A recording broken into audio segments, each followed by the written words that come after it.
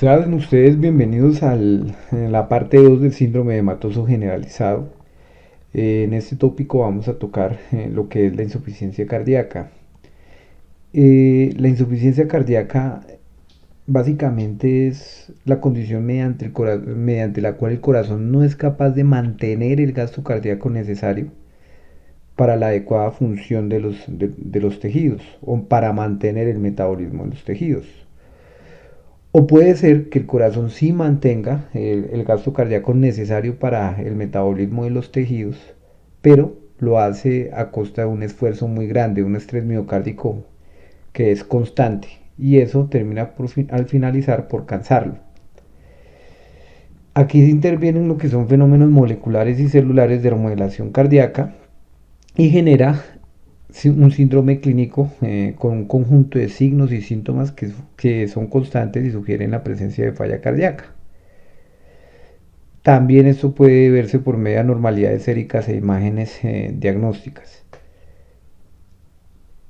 Lo primero que sucede para que un corazón se enferme y se presente insuficiencia cardíaca es una lesión, una injuria, una causa, ¿sí? Una etiología. Y esa causa puede ser una causa aguda que, digamos, le da noquea al corazón, como lo puede ser un infarto súbito, ¿sí? El infarto por sí puede aturdir el corazón, o el paciente por el infarto puede perecer por ruptura valvular o por una arritmia cardíaca. También puede presentarse una injuria aguda por valvulopatía, ejemplo el prolapso de la mitad severo, ejemplo una infección cardíaca, la endocarditis.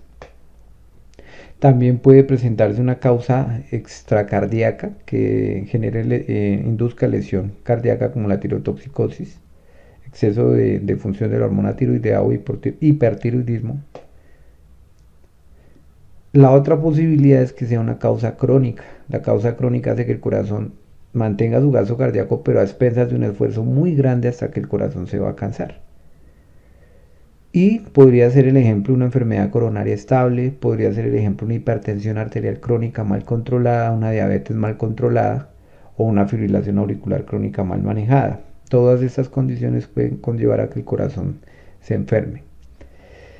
Fisiopatológicamente, el eje neurohumoral es el eje de todo lo que vamos a ver en síndrome hematoso, también aplica para derrame pleural y síndrome ascítico, por eso estos temas van correlacionados. En este caso se presenta primero una lesión cardíaca, sea la causa que sea, y eso genera una caída del gasto cardíaco. Recordemos que el gasto cardíaco es igual a la frecuencia cardíaca por el volumen sistólico. Recordemos que la presión arterial es igual al gasto cardíaco por la resistencia vascular periférica. Para que los tejidos mantengan su adecuada perfusión es necesario que el gasto cardíaco se mantenga y que la resistencia vascular periférica se mantenga. Si el caso de la falla cardíaca hay una caída del gasto cardíaco, necesariamente hay que aumentar la resistencia. Por eso es que en la falla cardíaca generalmente hay resistencias altas. Y también el organismo sabiamente trata de mantener el gasto cardíaco aumentando la frecuencia cardíaca. Por eso estos pacientes son habitualmente taquicárdicos y aumentan habitualmente el volumen por retención de líquidos. Todo esto se eleva, esta ecuación se eleva en la falla cardíaca. El problema es que eso genera estrés en la pared y termina deteriorando el corazón. ¿Cómo eleva el gasto cardíaco y la resistencia vascular periférica? El primer paso es que al caer la presión arterial, eso es sensado por los receptores aórticos y carotídeos. Esto estimula el sistema adrenérgico que lleva a vasoconstricción periférica y aumenta el inotropismo cardíaco. Estos dos eventos generan estrés sobre la pared cardíaca y hacen que el corazón se remodele, que cambie, y también aparecen unos cambios celulares anómalos en el corazón. Se estimula el sistema renina-angiotensina-aldosterona. También se produce un proceso inflamatorio con liberación de radicales libres que terminan de dañar más la célula. Se libera la hormona antidiurética para retener agua. Todos estos estímulos van a conllevar acumulación de calcio. Por ejemplo, el mecanismo de acción de la adrenalina es el sistema de proteínas que acumulan calcio, para dar un ejemplo. Conlleva fibrosis, cicatriz y apoptosis de las células musculares, luego se reemplazan por cicatrices, no funcionan igual. Y finalmente la muerte por causa mecánica de la falla cardíaca, es decir, por falla de bomba, por falla de contracción. Ya en etapas avanzadas es incapaz de mantener la adecuada perfusión de los tejidos que permita un adecuado metabolismo celular. O pueden aparecer muertes eléctricas, el exceso de calcio va a generar sobre un corazón ya enfermo, remodelado, va a generar arritmias ventriculares, ejemplo como la taquicardia ventricular, y el paciente muere por taquicardia ventricular, o puede generar fibrilación auricular y perece por accidente cerebrovascular, que es el problema de la fibrilación auricular. Entonces, la alteración cardíaca hace una caída del gasto cardíaco. Recordemos, el gasto cardíaco es igual a frecuencia cardíaca por volumen sistólico. La presión arterial es igual a gasto cardíaco y resistencia vascular periférica. Los receptores aórticos y carotídeos se van a estimular ante la caída de la presión arterial. Se estimula el sistema adrenérgico, eso conlleva a efecto beta adrenérgico, que es inotropismo, o sea, aumento de la fuerza de contracción. Dromotropismo acelera la conducción cardíaca y cronotropismo acelera la frecuencia cardíaca. Estos tres eventos van a llevar a estrés cardíaco, aumento del consumo de oxígeno, y eso se traduce en más trabajo cardíaco. Es como ir corriendo la media maratón de Bogotá a toda hora. O sea, a toda hora estar en una maratón, el corazón se va a cansar.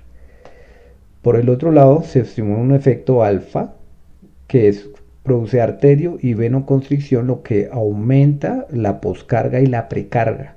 Al aumentar la precarga y la poscarga, va a aumentar el trabajo cardíaco por aumentar el consumo de oxígeno y más media maratón. La vasoconstricción adicionalmente se presenta a nivel renal. El estímulo adrenérgico persistente va a hacer que los receptores adrenérgicos se metan dentro de la célula. Cuando se meten, hacen más resistencia a la acción del sistema adrenérgico. El sistema adrenérgico, el organismo cree que requiere más dosis de adrenalina o de norepinefrina, envía más cantidad con más efectos tóxicos. Y a medida que haya mayor cantidad, se esconden más receptores y eso genera un círculo vicioso. Se genera una remodelación cardíaca, es decir, cambio de los miocitos sanos a miocitos enfermos, o cicatriz, que es peor. La cicatriz no le sirve a nadie, no le sirve a nadie. Y posteriormente genera aumento del calcio intracelular, arritmias y apoptosis, paciente ya en estado terminal. Entonces, la remodelación cardíaca, ¿qué es? La remodelación cardíaca es una alteración miocárdica en la geometría del ventrículo, o sea, de un ventrículo de forma y de tamaño diferente. Y también una geometría microscópica, es decir, al laboratorio, diferente, es decir, tanto histológicamente como molecularmente el miocito es diferente. Y esta remodelación cardíaca se presenta en respuesta a una agresión. Para dar el ejemplo de la geometría alterada, el corazón el miocito puede aumentar en tamaño en este sentido vertical y en otro sentido, que es el sentido horizontal. Se aumenta en estado vertical, genera esto que está acá, remodelación concéntrica. Remodelación concéntrica. ¿Qué defecto va a tener esto? El defecto más importante es que no se va a poder llenar el ventrículo. Y si no se llena el ventrículo, pues no va a poder inyectar suficiente sangre para los tejidos. ¿Y qué sucede cuando se crece en este sentido? Pues una hipertrofia excéntrica, que lo que va a deteriorar, por un lado se llena mucho de líquido. Al tener tanto líquido hace más difícil la sístole, o sea, hay una sobrecarga, hay una precarga aumentada, y eso aumenta el consumo de oxígeno y aumenta la lesión cardíaca por el aumento del consumo de oxígeno, por aumento del trabajo cardíaco, tienen que trabajar más. Esto se conoce como disfunción sistólica cuando hay dificultades en la contracción. Si hay caída de la contracción, se llama disfunción sistólica. Y cuando hay dificultades en el llenamiento, se llama como disfunción diastólica. ¿Correcto? Ambas coexisten. No hay hipertrofia excéntrica sin concéntrica y viceversa. Ambas están, lo que es peor. Y Este músculo es un músculo anormal, se ve grueso, pero no sirve para nada y tras derecho no se llena. Y ese músculo grueso va a tener más campo que nutrir. Entonces las arterias no van a alcanzar a nutrir esta zona y va a aparecer lo que se conoce como la isquemia cardíaca y va a empezar a, a reclutar más células en necrosis y apoptosis. O sea, es peor el problema. Con la injuria, sea la que sea, el infarto, la válvula rota, la hipertensión, la diabetes, la que sea, genera una lesión directa, necrosis. Eso activa el eje neurohumoral, genera un estrés mecánico en la pared. Se liberan muchos marcadores inflamatorios, interleuquina 1, 6, factor de necrosis tumoral alfa, sistema MAP quinasas y factor transformante del crecimiento beta. Todo esto genera una hipertrofia anormal. La hipertrofia normal del deportista, de un deportista, el miocito crece con vasos sanguíneos. Entonces hay quien lo nutra, ¿sí? En la hipertrofia anómala por sobrecarga de trabajo, como es lo que estamos haciendo acá, patológico, el miocito crece con defectos genéticos y adicionalmente crece sin vasos sanguíneos. Luego es un miocardio isquémico. Y la fibrosis pues es reemplazar un músculo que es funcional a una cicatriz que no funciona, pues eso es peor. Y todo esto va a llevar a alteraciones macroscópicas y alteraciones microscópicas. Estos son los trabajos para la ley de Starling y todo esto que se hizo en Cannes. Básicamente, ¿qué sucede? En la primera tabla A, gráfico A, lo que vamos a ver es la precarga. Y aquí vamos a ver el volumen sistólico. Entonces, a medida que aumenta la precarga, lo normal es que aumente el volumen sistólico. Entonces, si aumenta la precarga, va a aumentar el volumen sistólico. Hasta cierto punto, en donde cambios en la precarga no necesariamente traducen cambios en el volumen sistólico. No necesariamente. Y llega un punto en que ya excesos de precarga lo que hacen es disminuir el gasto cardíaco. ¿Correcto? O el volumen de eyección o gasto cardíaco. Ustedes ven acá tres curvas. Digamos que esto sería un corazón normal, que aumentos de precarga suben notablemente el gasto cardíaco hasta cierto punto. Este ya sería un corazón enfermo y ya esto sería un corazón mucho más enfermo en donde aumentos de precarga no traducen a aumentos del volumen sistólico. La diferencia entre este corazón de acá y este corazón de acá es el inotropismo cardíaco, es decir, la capacidad del músculo para bombear. En la falla cardíaca el problema es que el músculo ya está enfermo, el miocito está enfermo por las razones que acabé de mencionar. Y los pacientes se encuentran en esta curva. Generalmente usan precargas muy altas que son inoficiosas porque no se traducen en mayor volumen. Y esas precargas tienen mayor tensión de la pared y enferman más el corazón. Por eso estos pacientes de falla cardíaca hay que mantenerlos secos. Hay que evitar que estén hinchados y restringirles el consumo de agua y de sal. En esta curva hablamos de poscarga. A mayor poscarga, que está acá, aquí está el gasto cardíaco, volumen sistólico, a mayor poscarga hay menor volumen sistólico.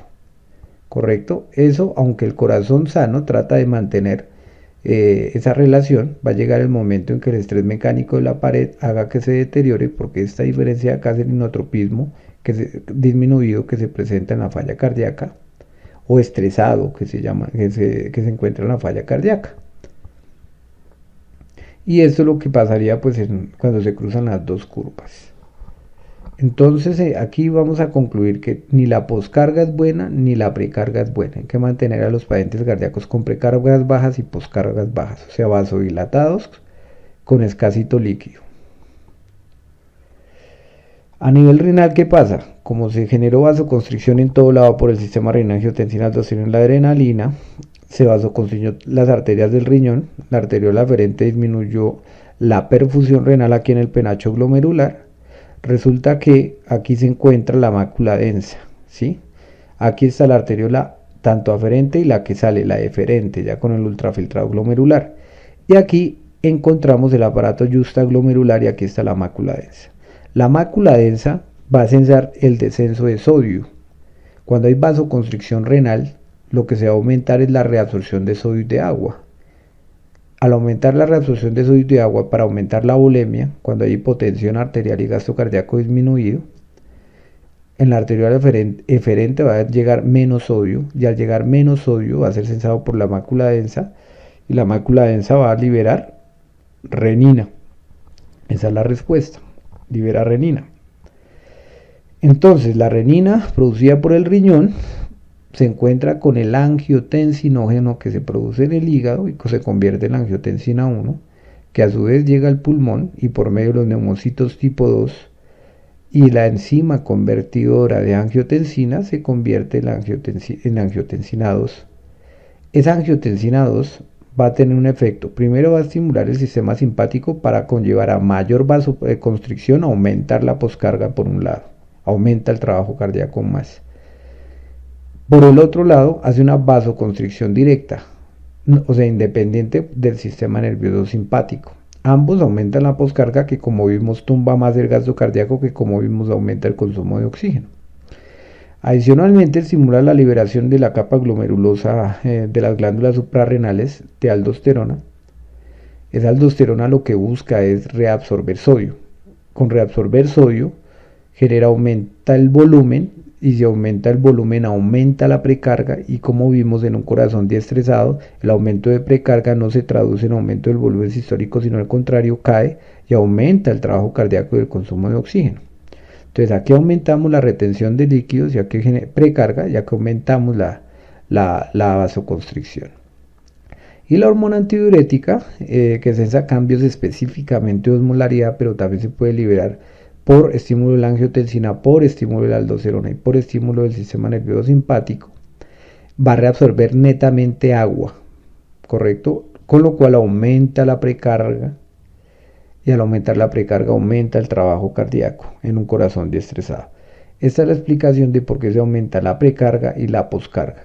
Ya habíamos hablado que además de eso se producía taquicardia, se producía aumento del inotropismo sobre un corazón que no tenía vasos sanguíneos. O sea, ese corazón está corriendo por todas las vías de la media maratón.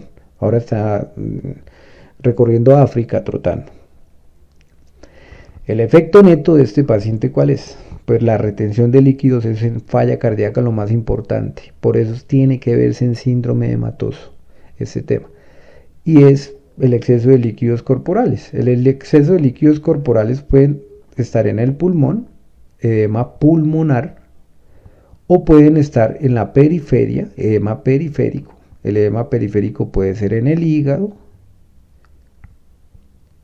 puede ser en las piernas, básicamente.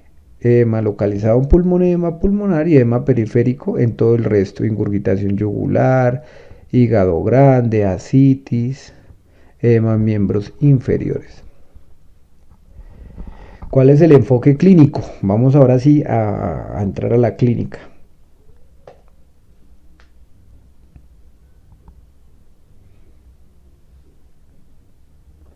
Primero, tengo que mostrarles esa placa de tórax.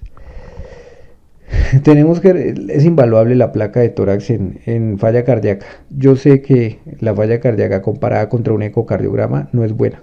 ¿Sí? El ecocardiograma es el mejor para mirar la función cardíaca y todo médico tiene que pedirlo, no requiere ser especialista. Pero en médicos de atención primaria no siempre hay ecocardiograma para todos los pacientes, y con una historia clínica adecuada y una buena radiografía uno puede tomar decisiones. Entonces sé que existen limitaciones de la radiografía en falla cardíaca que no se compara al ecocardiograma, pero es de gran utilidad en el médico de atención primaria y todos debemos conocerla, médicos especialistas y no especialistas. Este es el corazón, esta sombra que se ve acá, y lo negro son los pulmones. Entonces el corazón, vamos a delimitar toda la silueta cardíaca. La primera curva vamos a analizar primero el lado derecho. Concentrémonos solo en esto, olvidemos el resto. La primera curva inferior, desde acá hasta acá, es la aurícula derecha. Esto es la aurícula derecha, que se lo pongo en rojo. La primera curvita. La segunda curvita desde el lado derecho es la vena cava y las innominadas, vena cava innominadas. Si en la clínica le preguntan acá qué queda, usted dice aurícula derecha. Y aquí qué queda, vena cava.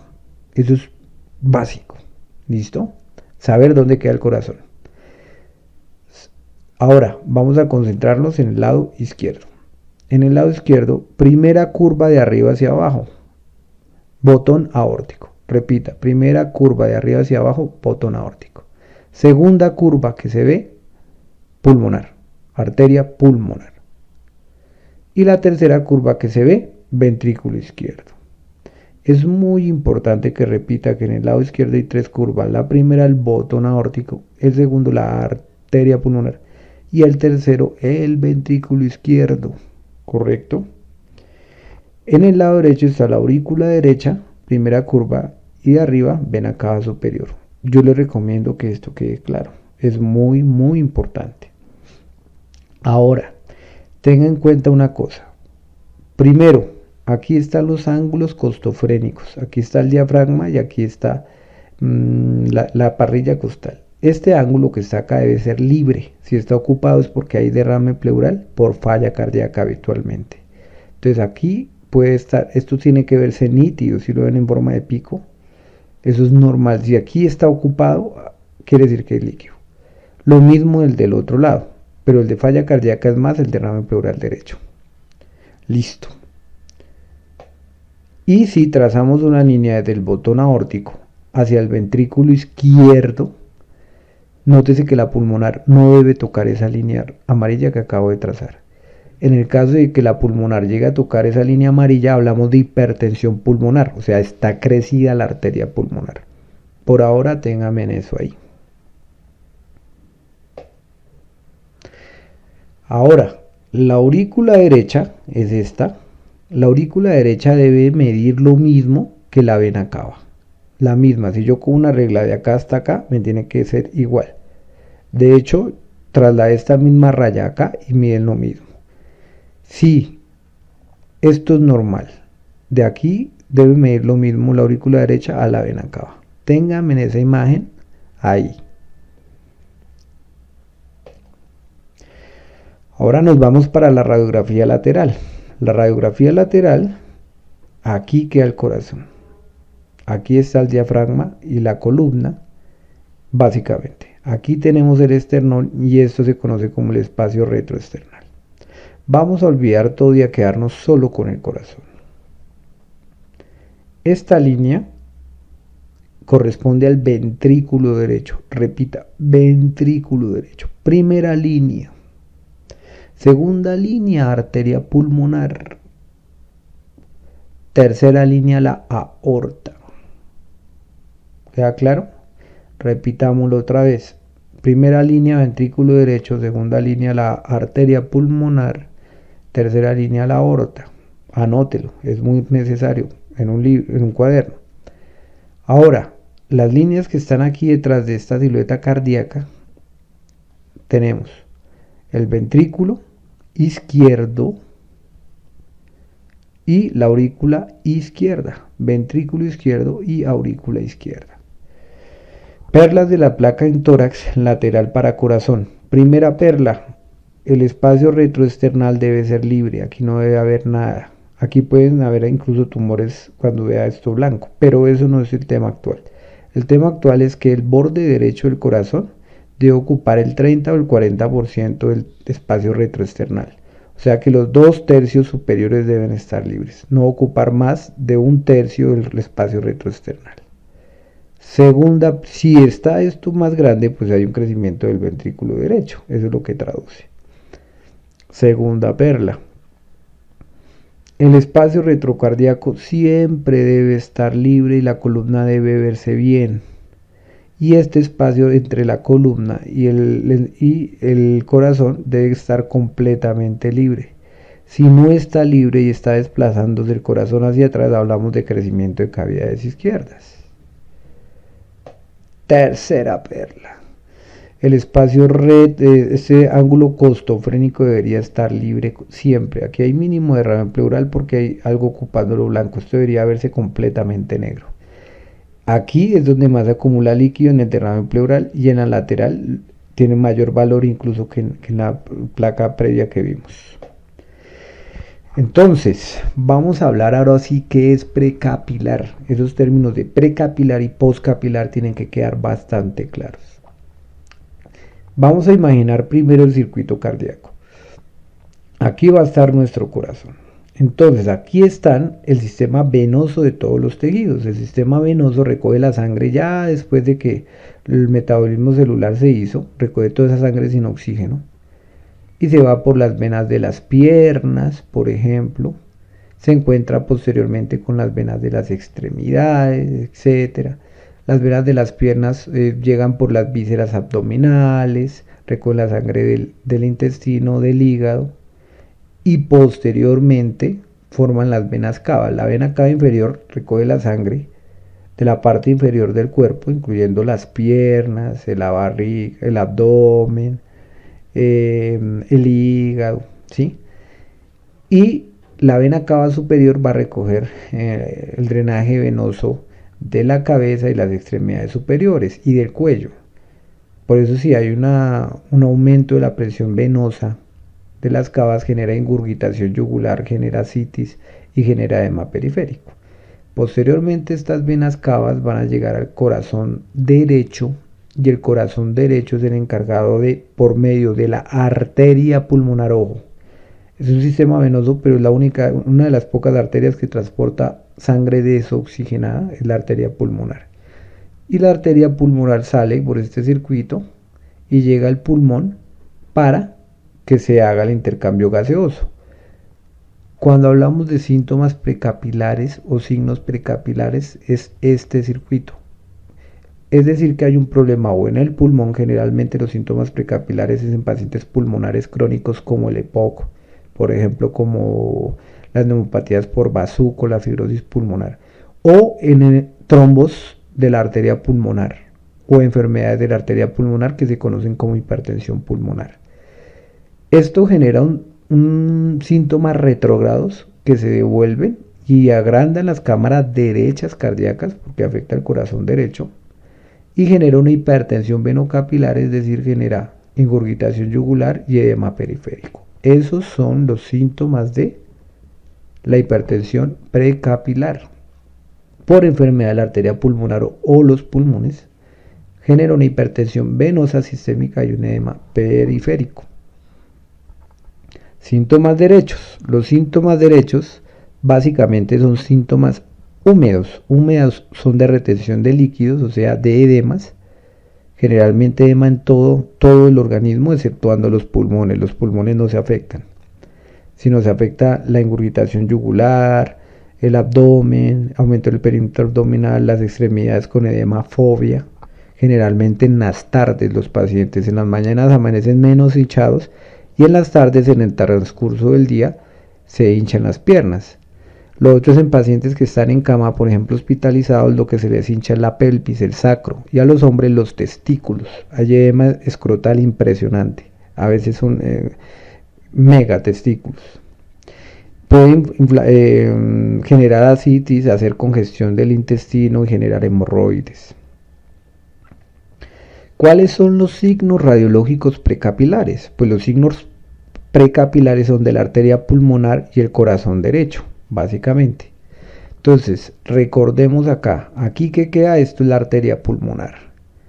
Esa arteria pulmonar está muy grande. Si yo midiera la perpendicular acá de esa arteria pulmonar con esta línea que está ahí, básicamente no debe medir más de 16, máximo 18 milímetros. Si mide más de 18 milímetros, sugiere hipertensión pulmonar precapilar, o antes del pulmón, precapilar. Segunda perla. Habíamos dicho que si yo pasaba una línea, eso que es el botón aórtico, la aorta, la arteria pulmonar, perdón, y el ventrículo izquierdo. Si yo paso una línea que está acá, esa línea del botón aórtico al ventrículo izquierdo no debe pasar la arteria pulmonar, no la debe pasar. Y la arteria pulmonar no solo la pasa, sino que está convexa. Otro dato, la arteria pulmonar no debe ser convexa, debe ser cóncava o horizontal, pero nunca convexa. Estos dos datos indican que la arteria pulmonar está grande, hay una gran hipertensión pulmonar. Otro signo radiológico precapilar. Vamos a observar acá el botón aórtico y miramos el ventrículo izquierdo, si vemos esta está convexa, incluso el cono de la pulmonar está bastante prominente, pero bueno, eso ya lo habíamos visto. Aquí lo más interesante o lo que les voy a explicar es lo siguiente. Hay que medir la aurícula derecha. Otra vez, de la línea media, que las apófisis espinosas vienen acá, hasta el borde más externo de la aurícula. El borde más externo de la aurícula es este. Se mide desde la línea media hasta la parte más externa de la aurícula derecha. Si esa línea perpendicular que yo puse ahí mide más de 54 milímetros, hablamos también de hipertensión pulmonar precapilar. Ahí estamos hablando de que el corazón derecho está grande. Recuerde que si mide mal la aurícula derecha de 54 milímetros, es un signo radiológico de hipertensión pulmonar precapilar. Ahora, hayamos dicho que si trazábamos una línea de acá a acá que indique la aurícula derecha el tamaño en altura y la comparáramos con la vena cava, debería ser igual. Y si se dan cuenta aquí, esta línea de la aurícula derecha es mucho más grande que la vena cava. Ese es otro signo indirecto de hipertensión pulmonar precapilar. Tanto de ancho como de alto está grande la arteria, el ventrículo derecho. Y signo radiológico precapilar en la lateral, vamos a obviar todo, pero vamos a concentrarnos acá en el ventrículo derecho, que debería solamente llegar hasta 1/3 del espacio retroesternal. Aquí está ocupando prácticamente el 50 o el 70% del espacio retroesternal. Esto indica que hay cavidades derechas aumentadas, ¿correcto? Y si miramos acá, aquí ahí está ocupado el ángulo y se ve borroso. La columna, aquí hay también líquido, hay derrame pleural. Son dos signos importantes. Ahora vamos a pasar la página. Terminamos corazón derecho. Hasta donde vimos anteriormente precapilar se conoce como cor pulmonar. Cor pulmonar, ese es el término de la falla cardíaca derecha. Ahora vamos a hablar de la hipertensión pulmonar poscapilar. Poscapilar traduce lo siguiente. Aquí está el pulmón y ya oxigenó la sangre. Y esa sangre la recogen las venas pulmonares. Son de las poquitas venas del organismo que transportan sangre oxigenada. Esas venas pulmonares llegan a la aurícula izquierda. De la aurícula izquierda pasa esa sangre al ventrículo izquierdo, el cual se encarga de expulsarlo a toda la economía. Y aquí están los tejidos, bien sea el cerebro, por ejemplo aquí este podría ser el abdomen, este podría ser las extremidades, para dar ejemplos. El riñón, digamos, todos reciben su perfusión, su adecuado aporte de sangre. ¿Qué sucede? Cuando el corazón está enfermo, ya o no se llena bien o no se contrae bien. Y eso genera que la sangre se vaya reteniendo. Y al retenerse genera toda la fisiopatología que traduce en acúmulo de líquido. Ese exceso de líquido, eso es un edema generalizado. Entonces ese acúmulo de líquido se va a devolver por acá por las venas pulmonares y va a generar una hipertensión venopulmonar, también conocida como hipertensión pulmonar poscapilar. Y como se devuelve, va a congestionar el pulmón, y cuando congestiona el pulmón aparece lo que se conoce como el edema pulmonar. Nótese que el edema pulmonar es un síntoma del ventrículo izquierdo, del corazón izquierdo, no del derecho. ¿Queda claro? El edema pulmonar. Y por otro lado, como no se contrae bien, no puede eliminar buena cantidad de gasto cardíaco, va a generar una isquemia crónica en los tejidos y va a comprometer la sangre del riñón. Por eso pueden hacer falla renal aguda o crónica. Va a comprometer la sangre para el hígado, puede producir algo que se conoce como hígado de choque, que se caracteriza por transaminasas, que es un examen de sangre elevadas, y hablamos de elevaciones severas de 1000, 2000, 3000 de transaminasas elevadas, y se llama hepatitis isquémica o hígado de choque. También puede comprometer, por ejemplo, el sistema nervioso y el paciente puede dormirse, estar con sueño. Adicionalmente puede comprometer las extremidades, la perfusión de las extremidades. Entonces estos pacientes pueden tener una presión baja, que es grave, una hipotensión es grave, es mortal, es un signo vital. Aparte de eso, puede generar piel pálida, pegachenta, llenado capilar lento. Todos estos son signos de bajo gasto. Izquierdos, ¿queda claro? Izquierdos. ¿Cómo evaluamos el corazón izquierdo? Pues hay que hacer el índice cardiotorácico. Es muy sencillo. Cogemos la línea media, son las apófisis espinosas. Desde la parte media hacia la parte más externa, que es la aurícula derecha, trazamos la primera línea, que se conoce como A. Posteriormente, de la parte media a la parte más externa del ventrículo izquierdo, trazamos otra línea, que se conoce como B. Cogemos A más B, o sea, los centímetros que me dio acá, más los centímetros que estén acá, eso nos va a dar un resultado. Y ese resultado que nos dé, lo vamos a dividir en C. O sea, lo dividimos en C, que es básicamente esto. La línea trazada desde la parte interna de las costillas hasta la otra parte interna de las costillas. Eso se conoce como línea C. Ese resultado no debe ser mayor de 0.5. Si es mayor de 0.5 hablamos de una silueta cardíaca aumentada de tamaño, ¿correcto? No podemos decir cardiomegalia porque a veces esa silueta aumentada de tamaño puede ser o por tumores del mediastino o por derrames pericárdicos sin que el corazón esté enfermo. Es alrededor del corazón donde puede estar el problema. Por eso se debe decir silueta cardíaca aumentada de tamaño. Si no cuenta con regla, mi amigo, le tengo un secreto. Coja la línea medio clavicular de la placa y sí, siempre el corazón debe estar detrás de esta línea. Pero si el corazón toca la línea o la pasa, un corazón que pase la línea medio clavicular está grande. Y digamos, corazones groseramente grandes ya están tocando las costillas acá en esta zona. Eso sí es muy evidente. La perla es esa, si usted no tiene regla, ahí le puede servir ese dato. Entonces, tenemos los síntomas postcapilares. ¿Por qué se presenta el edema pulmonar? Pues porque hay una congestión retrógrada de la sangre, corre por las venas pulmonares, congestiona todo este circuito pulmonar venocapilar. Vamos a tomar un corte del pulmón y lo vamos a trasladar en un microscopio. Les presento el lobulillo pulmonar secundario que nos va a acompañar en radiografía de tórax bastante, pero por ahora vaya conociéndolo. Este lobulillo pulmonar en su interior tiene los alvéolos. Los alvéolos tienen el oxígeno que proviene del bronquio, va trasladando ese oxígeno para todos los alvéolos.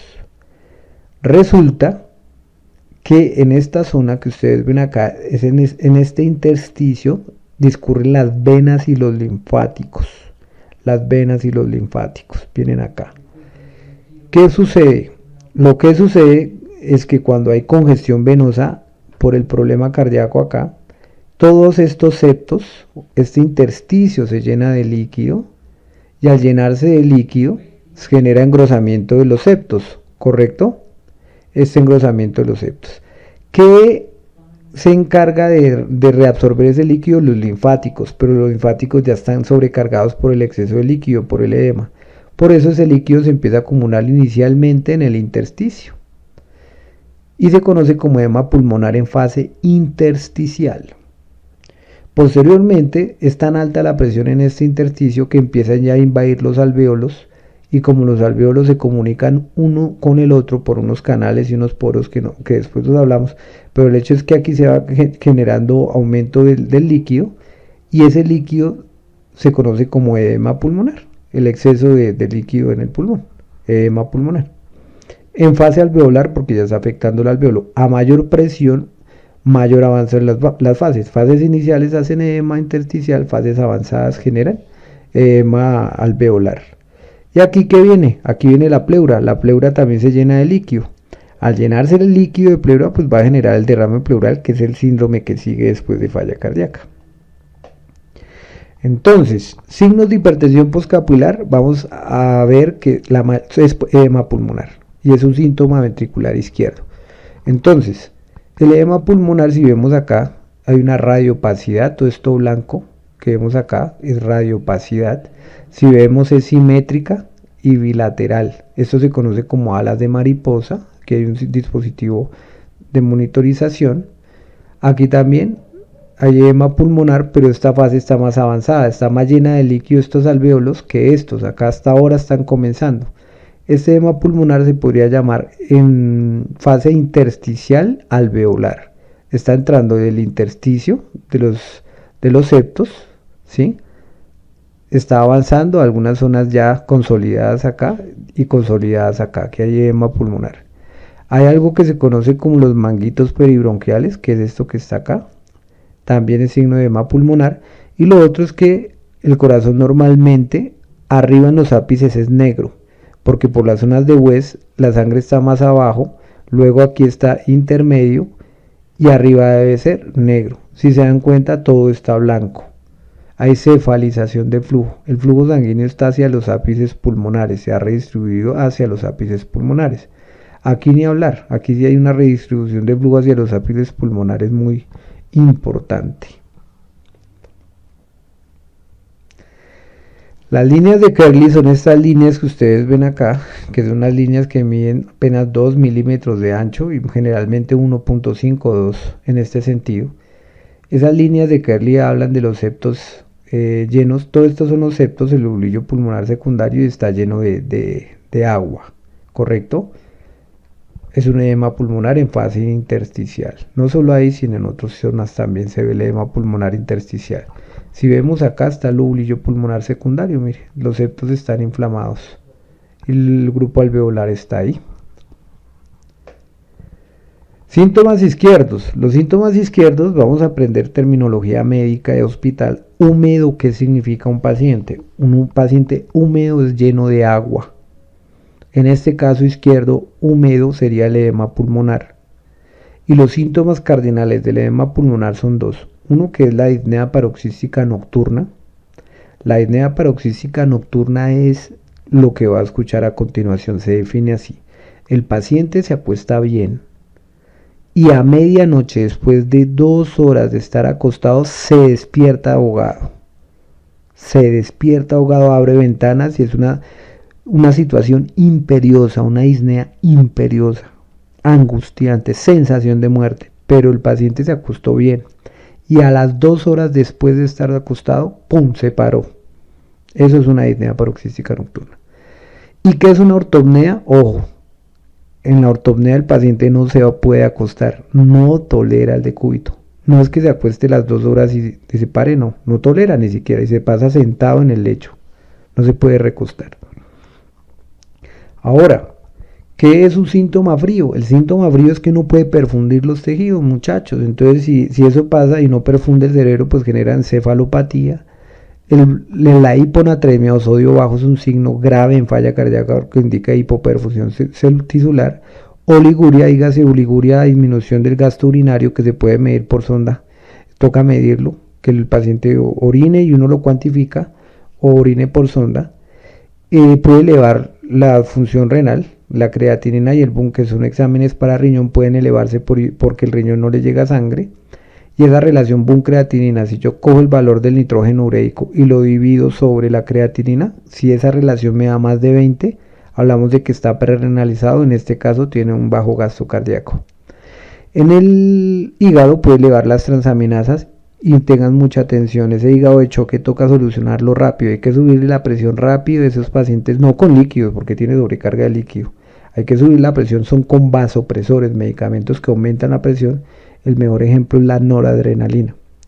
Porque una vez el hígado, si usted lo deja evolucionar, hace disfunción hepática, falla hepática, la falla hepática tiene una mortalidad del 80%. O sea, si la falla renal que requiere diálisis puede tener una mortalidad entre el 20 y el 50%, del 20 al 50% mata, el hígado del choque puede ser del 80%, y lo único que le sirve es el trasplante. Entonces estos pacientes responden bien, siempre y cuando usted le solucione la hipotensión rápido. Y la clínica general del choque, que es extremidades frías, hipotensión arterial, pulso filiforme, llenado capilar lento. Entonces, integre el circuito como quiera. Acá el paciente puede tener síntomas fríos, que los acabo de explicar, puede tener síntomas húmedos a nivel pulmonar, el edema pulmonar, pero los síntomas derechos ya son diferentes.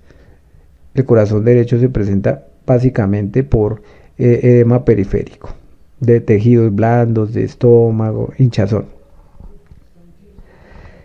Ahora si analicemos ya con más datos, volví a mostrar la imagen porque ya usted entiende más esta imagen.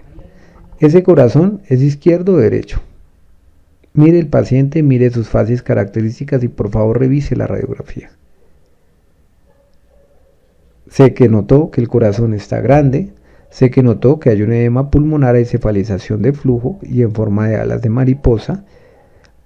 Sé que notó que el paciente está angustiado. Sé que notó que el paciente está inclinado hacia adelante, es decir, no tolera el decúbito. Ese paciente tiene una ortopnea, no se puede acostar. Y se ve muy incómodo, se ve activo, se ve asustado. Esto es típico del edema pulmonar. Corazón izquierdo. Ahora por favor analicemos esta radiografía y analicemos este paciente. Este libro es de Netter, Frank Netter, muy bueno.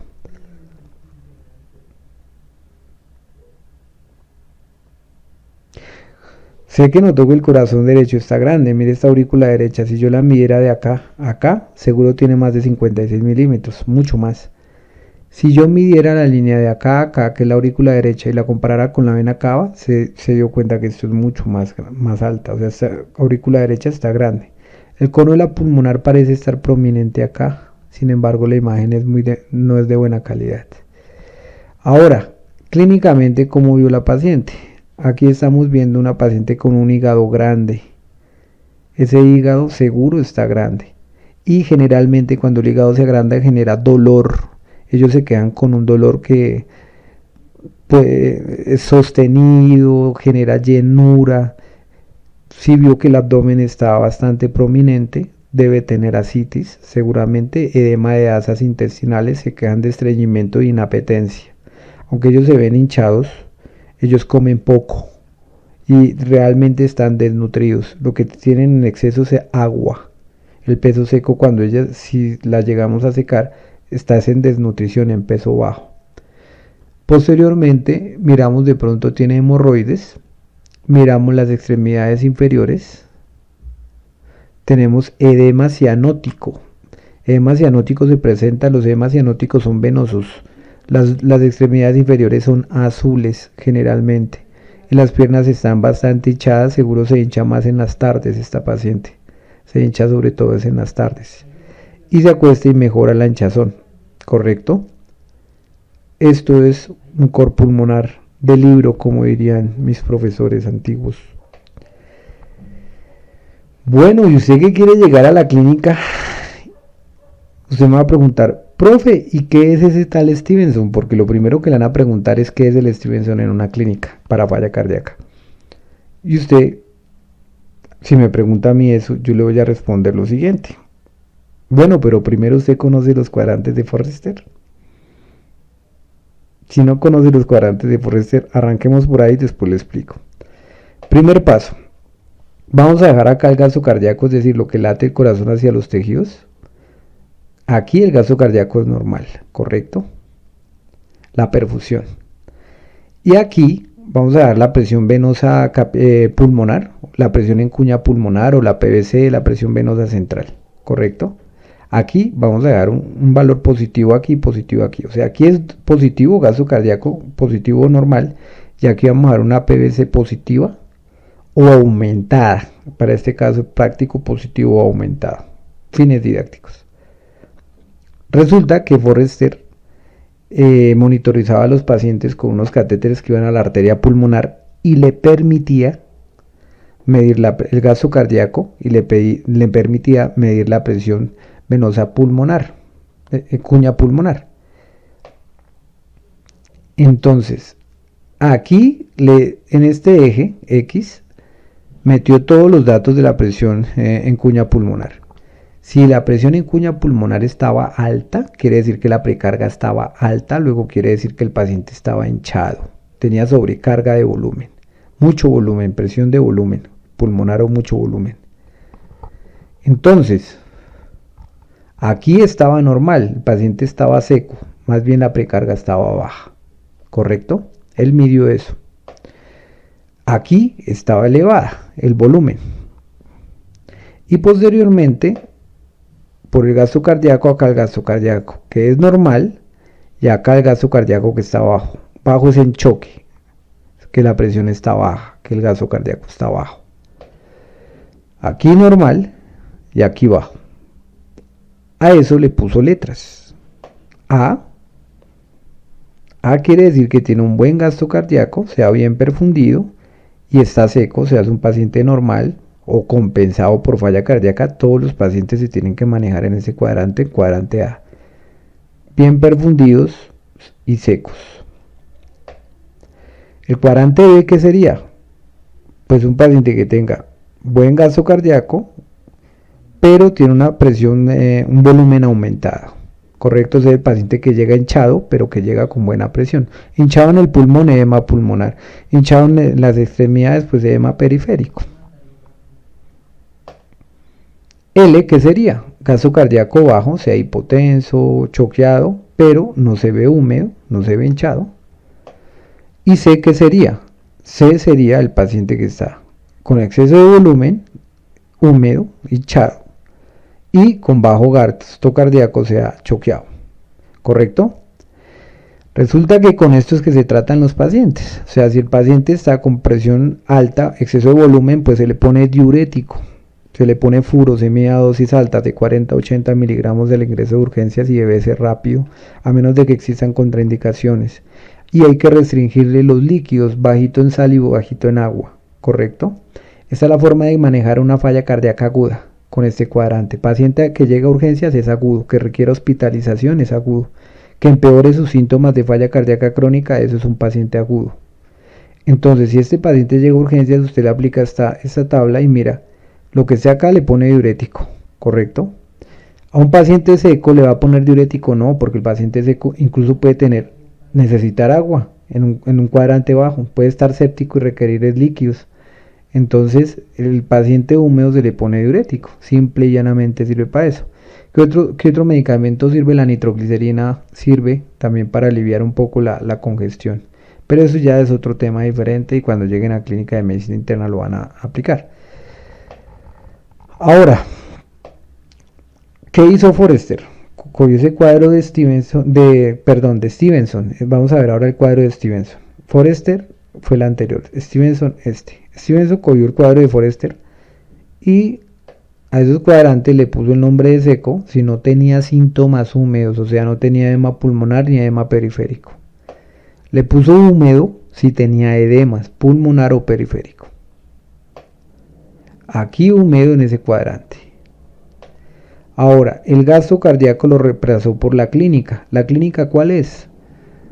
Tomarle la presión al paciente, que la presión esté bien, que tenga un llenado capilar lento, que esté despierto, que esté orinando, que es un paciente que tiene una presión arterial normal, una frecuencia cardíaca normal.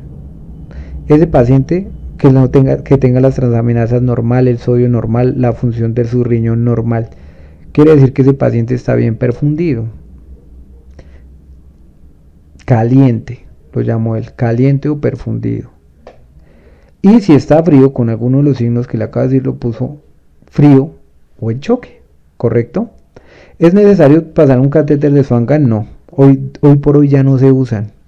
La clínica tiene mucha correlación y la clínica reemplazó el catéter de Swan-Ganz.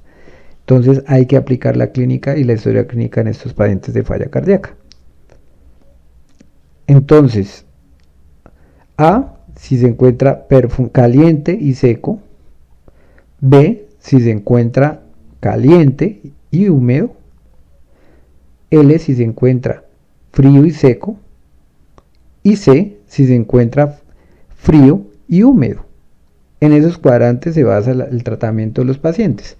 Ejemplo, un paciente frío no hay que ponerle medicamentos para bajarle la presión, o sea, enalapril, losartán, metoprolol, todos esos medicamentos se quitan en pacientes fríos e incluso se evalúa el inicio de vasopresores como noradrenalina, ¿sí? Como dobutamina, siempre y cuando, o inodilatadores, si el paciente tiene buena presión, iniciaría unos inodilatadores. Ahora, en pacientes que se encuentran húmedos, pues la restricción de líquidos y los diuréticos. Vamos a hacer un ejercicio clínico, tómese su tiempo, lo espero. Coja una hoja, coja un esfero que creo que tiene, una hoja que pueda rayar. Entonces, tenemos un paciente de 72 años que tiene un antecedente de tabaquismo pesado, es diabético, aparte de eso sufre de la presión alta. No se toma los medicamentos como es muy habitual. Ingresa a su hospital por dolor de pecho, de una semana de evolución.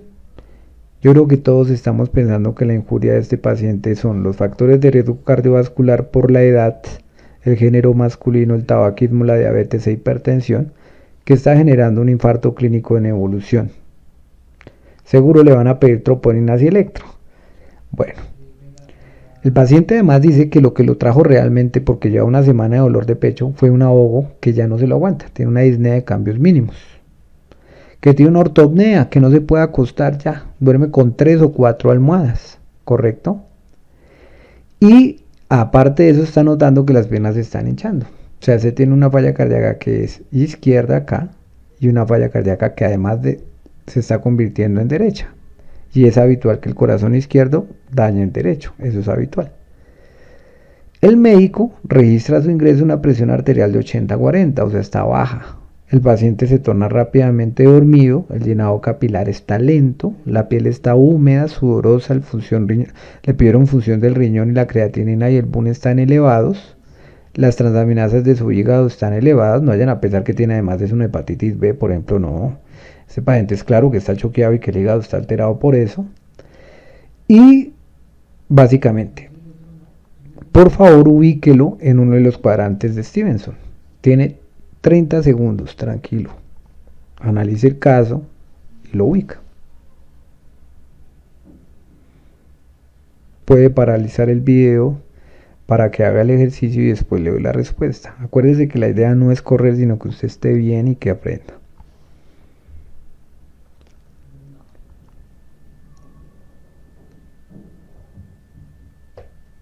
Bueno, recuerde las fases. Seguramente este paciente llegó con ambos cuadros que están acá. Llegó así, con edema pulmonar, y llegó así con el edema periférico, hígado doloroso.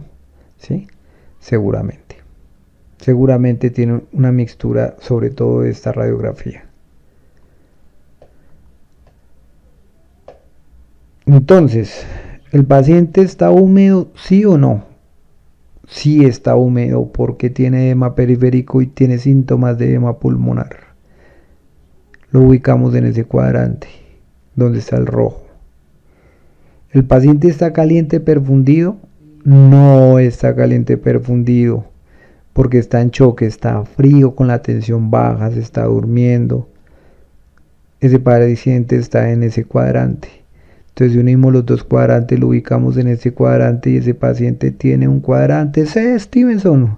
Cuando llega a la clínica ya ese miquito va a desaparecer y usted va a poderle responder con un esferito a su profesor.